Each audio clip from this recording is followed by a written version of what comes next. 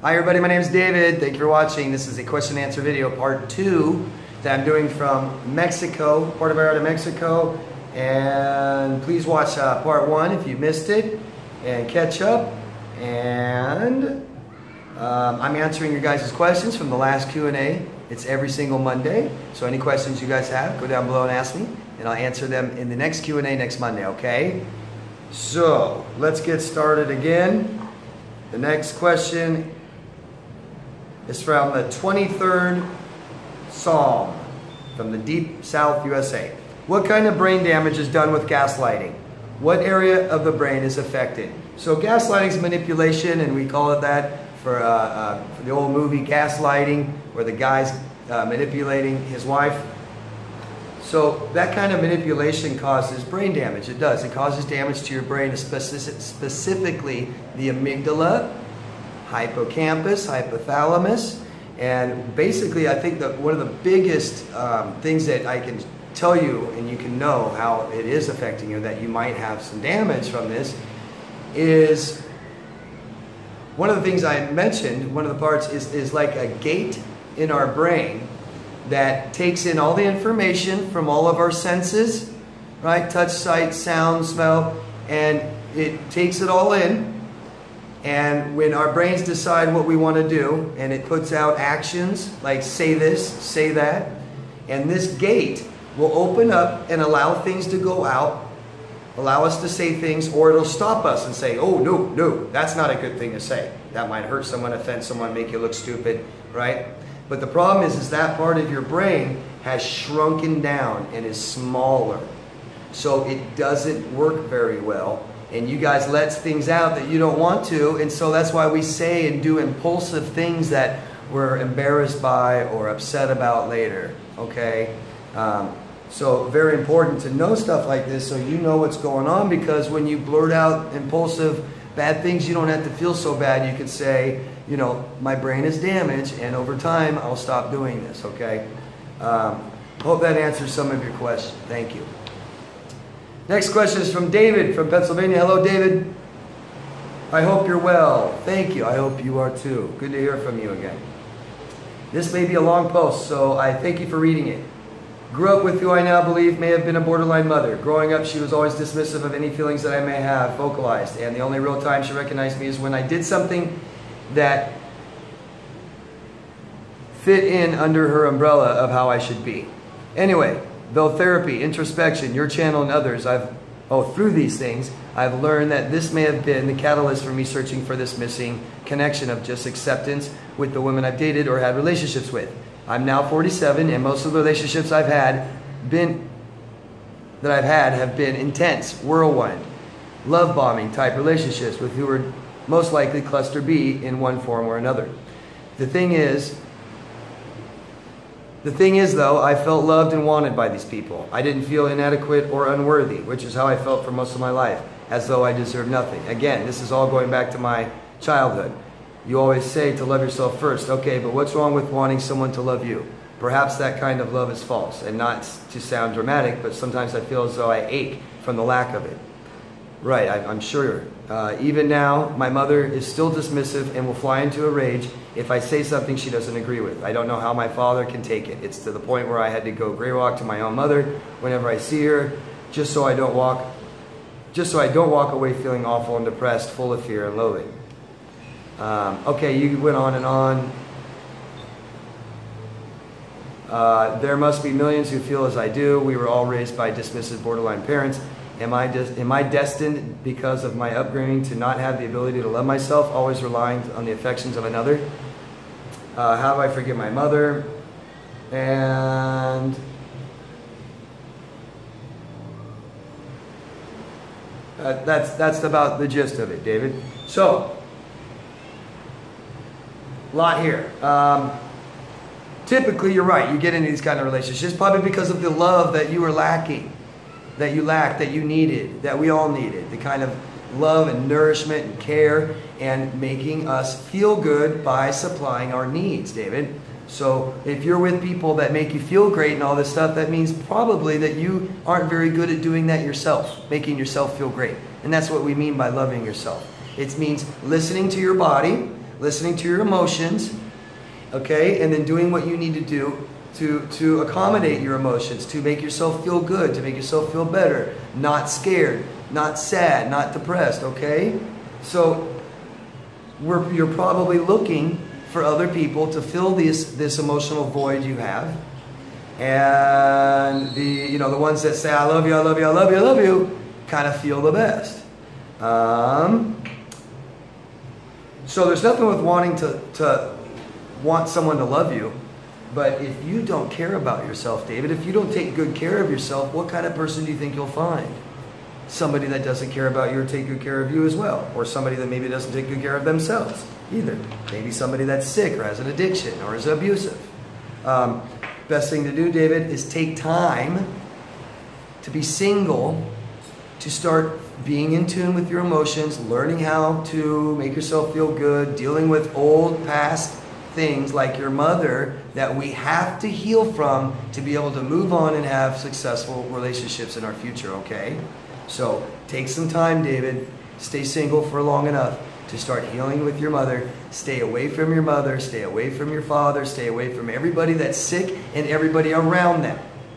You must stay away, okay? It's just like a drug addict trying to quit drugs. You need to stay away from the drug scene. Stay out of bars. Stay out of, stay away from people that do drugs. So you got to stay away from her for a little while just to heal. If you heal yourself, you can then go back and see if you can mend some kind of relationship with her, but you're not going to be able to do it until then. I hope that makes sense. Please ask me more if you need more help on that. Thanks. Todd from Canada. My ex discarded me. Then a week later, she has a new boyfriend now. He has moved in with her 4 months later. I lived with her for 5 years. Is she a narcissist? It's like she replaced me in every way. Hurts so much. Why would she do this? Because she hurts so much, Todd. The hurt that you feel is very similar to the hurt that she has, okay? I'm not excusing it. I'm just telling you what's going on in her brain. She doesn't know how to make herself feel better, so she self-soothes by dating other people that make her feel good. She gets a rush of hormones and chemicals that go, ooh, make her feel good, and then eventually those wear down, and she starts thinking about you again. And that's the time when you need to not let her come back into your life, because we do it because we want explanations. We want to feel better, but the way to do it is to make ourselves feel better. Don't be like a narcissist and start dating other people to feel better. Okay? Hope that makes sense, Todd. Next question. Julia from Missouri. Hello, Julia. Can a sociopath change? I'm trying to figure out the father of my grandchildren. Well, okay. I can't sit here and tell you that nobody can change, but what are you talking about change, Julia? What is change? Can they change their shirt? Can they change their accent? Or can they change not abusing people anymore? I have to say that they can control that somewhat, but not all the way. A very major, important definition, part of the definition of antisocial personality disorder is that they're not nice or good to people sometimes. Okay? They can be highly manipulative, which causes damage to our brains, remember? So they're typically abusive. And they want to find ways to not do the things they do to keep people in their lives because they want friends, they want relationships and attachment, just like everybody else.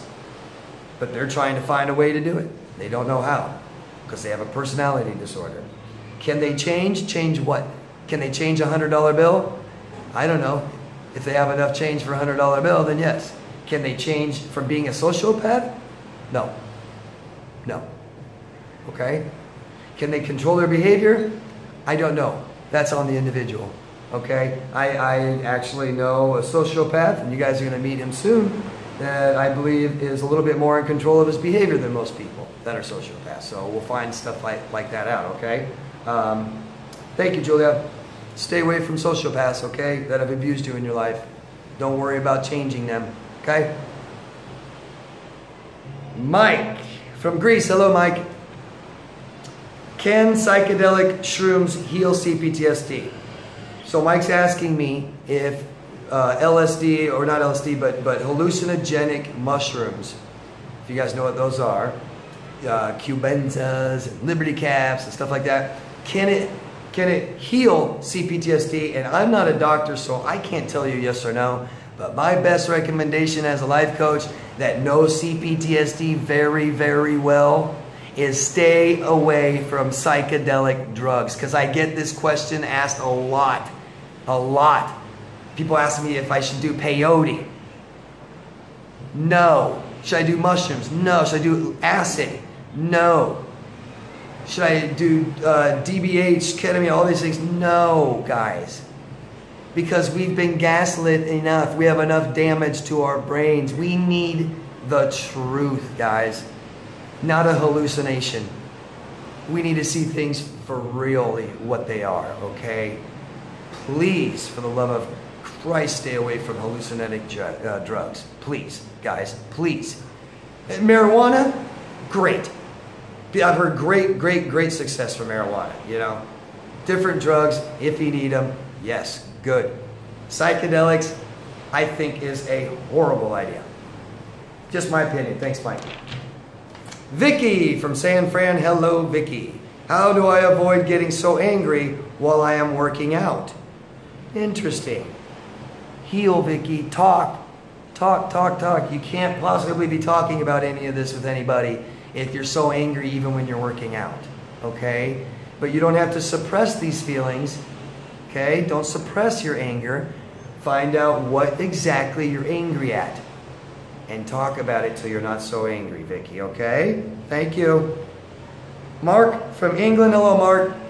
See where we are on time. After 14 months of being free from the ex, I feel like I just got over a bad flu. Did you feel this way? Very common.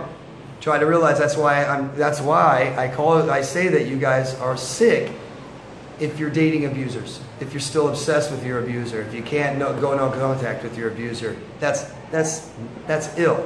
That's not well. And it doesn't matter if it's the flu, cancer, or CPTSD. Okay?